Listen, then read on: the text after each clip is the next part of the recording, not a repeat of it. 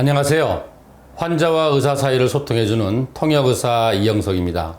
제가 한 15년간 암 환자를 보면서 실제로 매일같이 접하고 있는 이러한 잘못된 의학 상식에 대한 것들을 하나씩 바로잡아 나가는 시간을 갖도록 하겠습니다. 거꾸로 하는 의학 상식 세 번째 드릴 말씀은, 첫 번째가 그거였잖아요.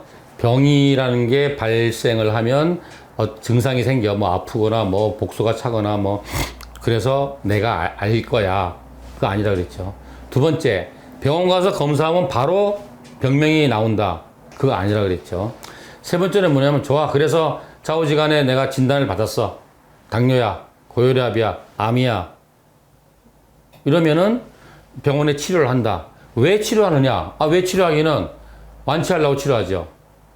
라고 이야기하시는데, 그게 정답이 아니란 얘기죠. 왜냐하면 세포가 노화가 돼서, 나이가 들어서 노화가 돼서 변성이 돼서 온 퇴행성 질환들, 그죠? 뭐 고혈압, 당뇨, 암, 뭐 뇌혈관, 심장혈관 질환, 디스크, 뭐 관절염, 이런 것들은 뒤로 돌아갈 수 있는 병들이 아니에요. 어떻게 보면 그게 생로병사잖아요. 그러니까 뭐 40, 50까지 건강하다 60이 됐는데 뭐 무릎이 관절염이 좀 생겼어. 근데 이게 또 다시 20대 청춘으로 돌아가. 이건 아니잖아요. 그래서 결국은 우리의 건강에 대한 목표는 사실은 그거죠. 내 동년배들하고 비슷하게 노화를 과정을 거치는 거죠. 그래서 크게 병이 발병하거나 어떤 합병증이 생기거나 후유증이 생기거나, 그래서 생활의 삶의 질이 떨어지지 않고 그냥 그 평균적인 노화 과정을 따라가는 것이 사실은 우리의 건강의 목표라고 생각하셔야 돼요. 근데 그런 분들 많아요. 한 40대 중반 된 남자인데 직장에서 건강검진했더니 당뇨병이래. 이게 당뇨를 사람들이 우습게 알지만 당뇨는 만병의 근원이고, 이게 사람의 이 삶을 엄청 불편하게 해요. 뭐 당뇨약을 먹든지 인슐린 맞든지, 또 먹고 싶은 음식 못 먹잖아요. 또 하기 싫은 운동해야 되고 자꾸 살찌는 거 빼야 되고, 이게 보통 일이 아니에요. 그러면은 특히 한참 뭐 사업을 하거나 사회 활동을 해야 되는 중년의 뭐 사람이 당뇨다 그러면 이 사회생활이 굉장히 어렵거든요. 그러면 어떻게 생각하냐? 합리적인 생각은, 내가 작년에는 당뇨 없는 사람이었는데 올해는 당뇨 있는 사람이네. 그러면 앞으로는 나는 계속 당뇨 있는 사람이네. 라고 생각하셔야 돼요. 그죠? 대신 내가 노력을 할 거야. 병원의 도움을 받아서 내가 스스로 치병의 노력, 식이도 조절하고 운동도 하고 체중 조절도 하고 이렇게 해서 다소 불편하지만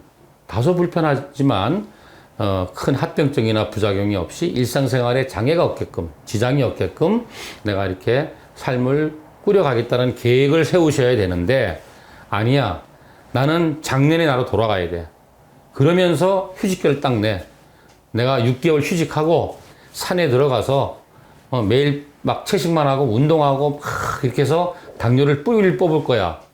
이 사람은 현명한 사람이 아니에요. 그렇게 안 하고 일상적인 가정생활, 일상적인 사회생활, 일상적인 그 경제생활, 직장생활 하면서 당뇨에 대한 약이나 뭐 인슐린 주사를 맞고, 그리고 식이 조절하고 꾸준한 운동하고 이렇게 건강한 생활 습관을 유지하면은 그냥 그렇게 다 살아갈 수 있어요. 근데 6개월 휴직하고 산에 가서 막 했다고 해서 그럼 당연히 당뇨 떨어지겠죠? 다시 집으로 왔어. 출근했어. 삼겹살 먹었어. 바로 당 올라갑니다. 근데 그렇게 하는 분이 많아요.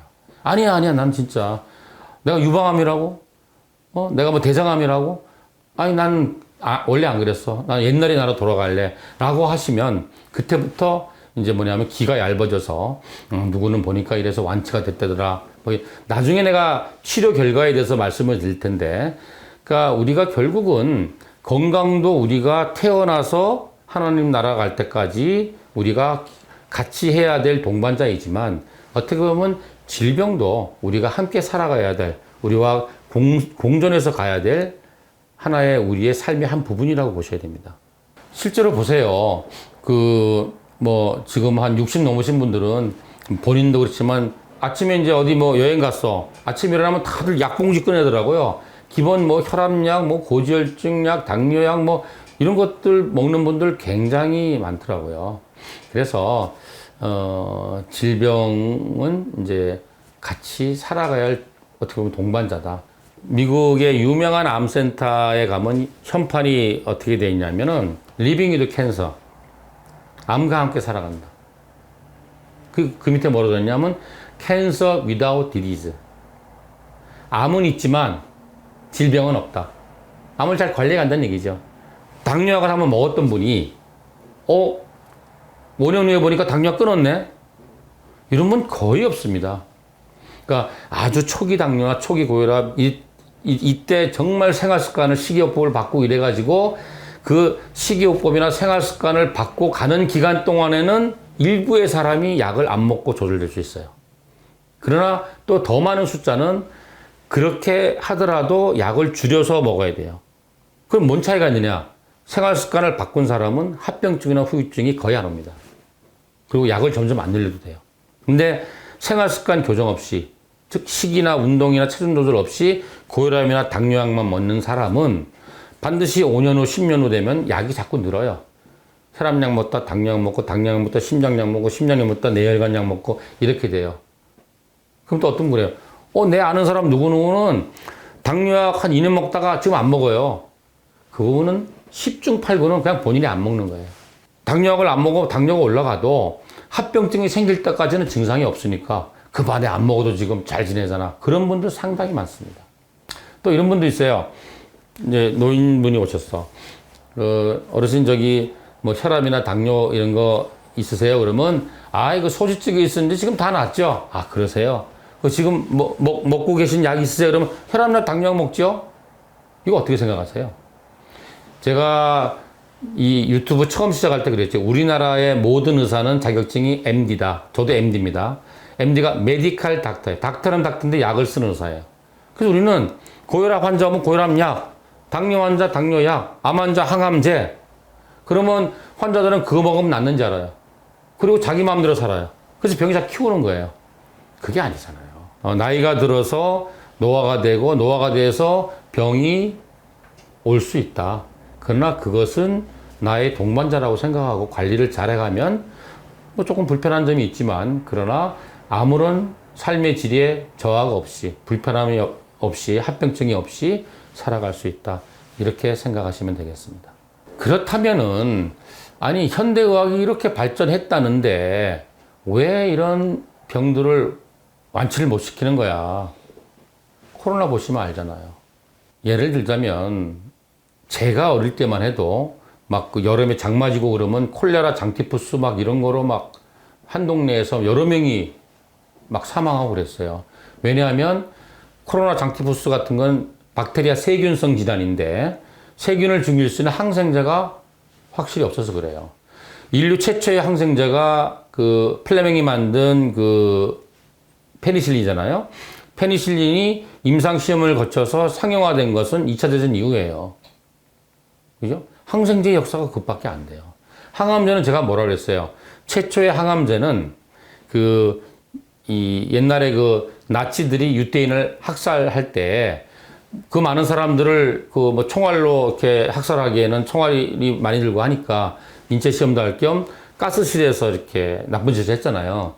그때 살인 가스를 쓰고 죽은 사람들을 해부를 해보니까 이게 혈액 속에 백혈구 세포가 확 주는 거예요. 그래서 그러면 백혈병이라는 게 백혈구가 늘어나는 거니까 이걸 쓰면 줄겠네. 그래서 백혈병 치료제로 제일 먼저 항암제 연구가 시작된 거예요.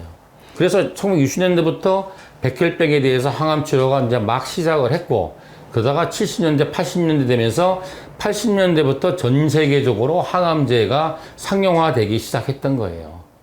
그렇게 보면 이 유구한 인류의 역사에 비해서 현대의학의 약의 역사는 얼마 안 되는 거죠. 생각해 보세요. 지금 우리 전부 다 스마트폰 쓰잖아요. 연세드신 분들 알겠지만 옛날에 뭐 다 돌리는 다이얼 전화다, 누르는 전화하다가 또 그 전에는 또 교환한 때 하다가 그죠? 스마트폰 얼마 안 돼요. 인터넷? 이거 뭐 지금 인터넷이 있으니까 뭐 옛날부터 있었는지 알지만 인터넷 생긴 지 얼마 안 되잖아요. 다 2000년 이후에 생긴 거잖아요. 의학도 마찬가지입니다. 그래서 아직까지 확실한 치료제가 없다는 게 문제인데, 그럼 코로나는 왜 못 잡느냐? 아직까지 그래서 세균을 죽일 수 있는 항생제는 엄청나게 발전해서 요즘은 애지간해서는 세균성 질환은 안 죽습니다. 근데 바이러스를 죽일 수 있는 약이 없잖아요. 항바이러스 있는데 그거는 이 항생제처럼 세균을 죽이는 게 아니라 바이러스의 증식을 억제하는 약이에요. 그래서 만성 간염이나 이런 데 쓰는 약은 그 바이러스의 증식을 억제해서 병의 진행을 늦춰주는 치료다. 이렇게 생각하시면 되겠습니다.